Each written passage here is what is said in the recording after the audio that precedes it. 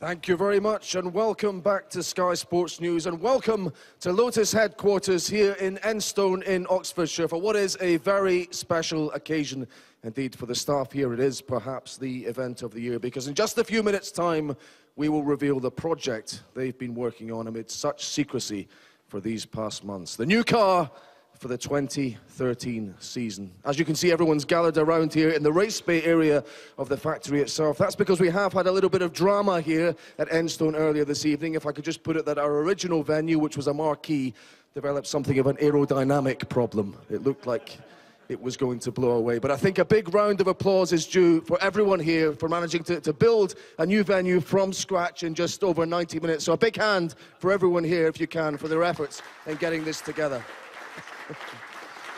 That is very well deserved. Now, this new car will represent two great but distinct Formula One traditions. Primarily the Enstone tradition, and the facility here is now entering into its 21st competitive season. But also the Lotus tradition, a name synonymous with innovation since the 1950s. Between the two of them, they've amassed 10 Formula One Constructors' Championships and 10 Formula One World Drivers' Championships, won by a roll call of absolute legends, from Jim Clark to Fernando Alonso by way of a certain Michael Schumacher. But I wonder if there'll be another Formula One World Champion here at Lotus next year. Certainly the name Kimi Raikkonen would sit very well on that list. Do the team feel they are capable of winning maybe the Drivers', maybe even the Constructors' Championships in 2013? Well, let's find out, because we have Eric Boullier, the team principal, and Gerard Lopez, the chairman of Lotus F1. Very good to see you, and a happy new year to you both. Maybe I'll throw that to you, Gerard, first of all. 2014 we know all about, new engines, big expense, but 2013, is this a year of compromise or a year when you can really go for it? I think there's never a compromise in Formula One, you know, so I think it's a year where everybody will still be shooting for getting the maximum out of their team. Same thing in our case. So our expectation is to do hopefully better than we did last year, which is quite a lofty expectation, but, you know, that's what we're shooting for. And you, Eric, I mean, based on what you achieved last year, how well placed are you to go and challenge, you know, for the Kimi with the Drivers, or maybe even the Constructors' Championship here? What are the targets? Third place, I think you've said. Could you do better? We will try, definitely. I mean, third place is at least an achievement we would like to have next year.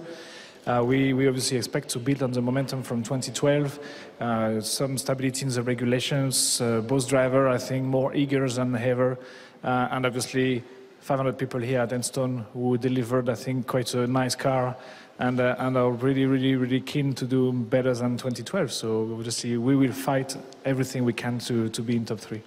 I mean, the question last year was how competitive, how up for it would Kimi be? And I think he answered those questions quite emphatically. What does it say about the team's ambition that you got him here and you've kept him here as well? I mean, there seemed to be one or two other teams sniffing around him at the end of last season.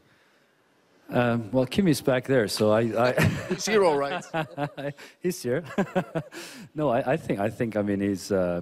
like everybody else here, I think people that are here feel pretty good about the team. There is a special Enstone culture, for sure. I'm not saying it's laid back is the wrong term, but for sure it's a very accepting culture of people with differences and people that handle certain things in a different way. But there's a common denominator to everybody, and that's racing. And whether it's Kimi, whether it's Romain, whether it's anybody else here, you know, as long as that common denominator is respected, you know, the rest is sort of noise, and that's what we care about. A word about Romain, Eric, because you kept faith in him when he had some tough times last season. What are your expectations for him in 2013? Obviously to not run like 2012, and no, more seriously, we keep faith in him. We believe he has the potential to deliver. He can qualify well, he can race well. He did it in the past, he won in every championship he entered, so there is no reason why he should not deliver as well in Formula One. And obviously, as a team partner, we have to race for a team, and we want to deliver this year a top 3 position, so we need both drivers and obviously Romain to bring as much as possible some big points. Thank you very much, gentlemen. Fighting talk from Gerard and Eric. But of course, we're here to see this new car, not just to talk about it. So let's lead into that with the man whose vision it has been, the man who's taken it from the drawing board to reality here. It's the technical director at Lotus, James Allison. You're first to launch. What does that mean? Does that mean you've been on top of this project from the beginning, or you haven't done very much to last year's car? Well, I can assure you we've done a lot. There's been the whole team here working heart and soul on this thing for a long time. But first to launch is a nice thing. It gives us first opportunity to catch the attention of the media and have people excited about this project along with us. But no, there's a lot gone into it, and it's going to be an exciting car. Is there a big idea under here, James, or are we looking at lots of little refinements? Is it an evolution, effectively, from last season? Well, the rules for 2013 are very, very similar to those for 2012. So you can expect a lot of family resemblance from a 2012 car. But as ever in F1, the devil is in the detail. And the detail of this car adds up to a significant amount of performance. So it's a mixture. There's some neat new ideas in there and a lot of pushing of the same sort of concepts as we've been working on for a few years. Okay, well, if you wait here for a moment, James, we can recreate the lovely scene from the Bond films where Q introduces the new car to 007. I'm casting you in that role, but here at Enstone, of course, we have two men licensed to thrill in the new Lotus. A flying Frenchman who in his first full season in Formula One achieved a hat-trick of podiums, and a famous Finn who in his comeback year was 7 times on the podium and of course won the Abu Dhabi Grand Prix. Ladies and gentlemen, put your hands together for Romain Grosjean and the 2007 Formula One World Drivers' Champion, Kimi Raikkonen.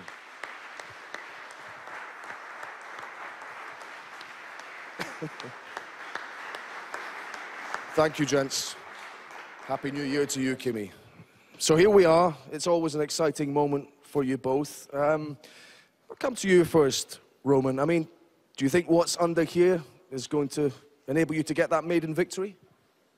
Well, we'll see. As everybody said, we did our best, or the team did its best to improve from last year. I think we had a beautiful car last year to drive. Really nice. Kimi won the race. We had some podiums, so everybody wants more, and that's what we're going to try to achieve. Okay. I mean, Kimi, with, as James said, maybe most cars this year being an evolution from what we had last year, are there reasons for optimism with what you've got here? Oh, yeah, of course there is, but it's not going to be easy to improve what we did already last year, but that's our aim, to do better, not just for the drivers, but for the team also, and hopefully we can do it. Okay. Well, Kimi, I'm getting a voice in my ear saying, get on with the launch. So I think I'll borrow your catchphrase and say, leave me alone, I know what I'm doing. But no, the voice is quite right. Now is the moment to reveal the new Lotus for 2013. So if I could ask you, Kimi and Roman, if you would withdraw the covers. Ladies and gentlemen, we're about to see if we have got potentially a championship-winning car. Please give it up for the new Lotus, the E21.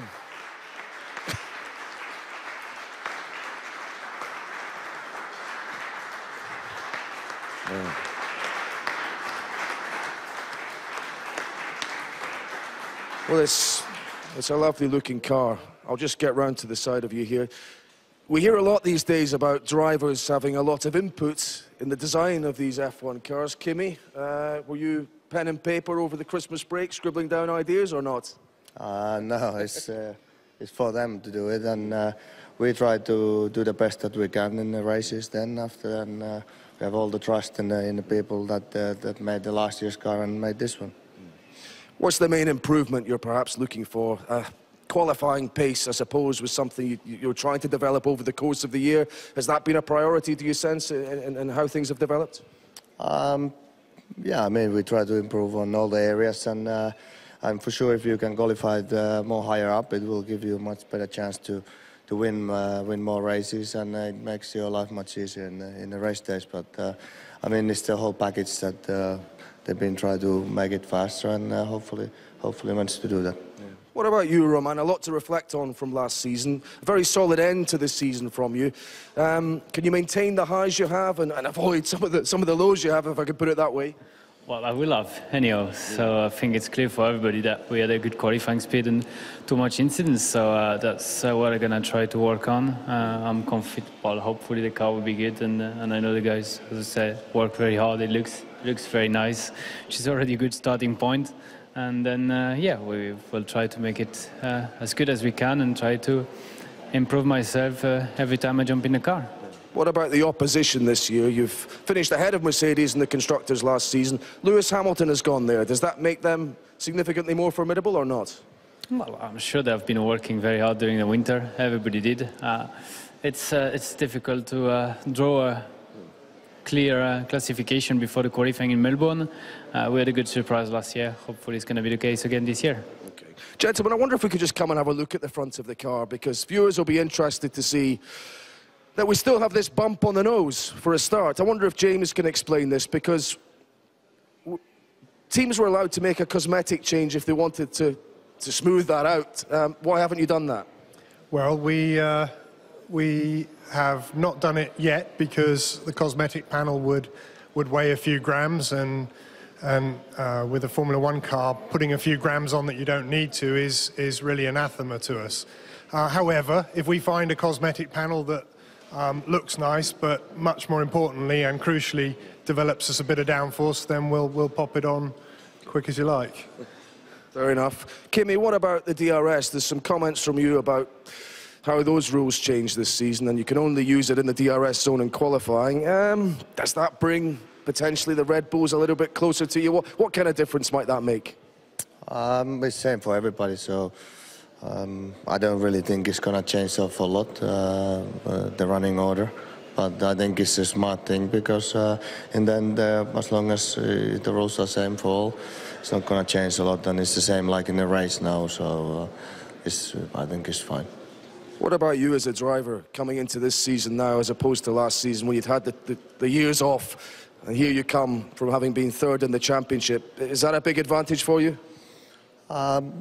We all start from the same 0 point, and it should be a bit more easy because I know the people knows me now, and it's more easy to go to the first race for sure.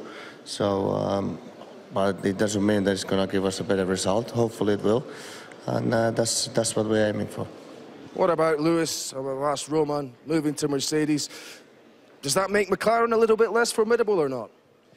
Hopefully yes, but I don't know. You don't know how good cars the others will do and how good car ours is, and we will have to wait and see in the testing and then go from there. But I think it will be interesting to see what happens.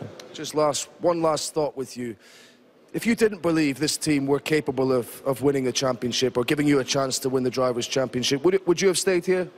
Well, we had a contract, and I'm being very happy with all the people and with the team. So I don't really see the point to go anywhere else. But I mean, I had a great year. Of course, we want to achieve better results this year, but as a team, and I mean, like I said, if you're happy somewhere, well, I don't really see a point to go anywhere else.